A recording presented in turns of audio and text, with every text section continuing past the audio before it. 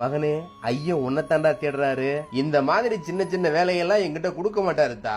நம்ம தகுதிக்கெல்லாம் பெரிய பெரிய வேலை தான் சரிப்படும். ஆனா உனக்கு ரொம்ப தற்பெருமடா. ஏன்தா இருக்க கூடாதா?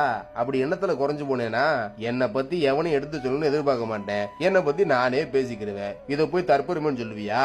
அதுக்கு பேரு தாண்டா மகனே தற்பெருமை. சரிதா, நீ அப்படியே நினைச்சுக்க. எனக்கு ஒன்னும் கவலை இல்ல. மத்தவே என்ன நினைப்பான்னு என்ன நான் மாத்திக்க தேவையே இல்ல. மாத்திக்கவே வேணாம்டா ஐயா, நீ அப்படியே இரு. ஆனா ஐயன் உன்னத்தான் கூப்பிடுறாரு, போய் என்னன்னு கேளு. என்னத்தான் கூப்பிடுறாரா? ஆமாடா, உன்னத்தான் கூப்பிடுறாரு. என்ன ஐயனே, என்ன கூப்பிட்டுருக்கீங்க?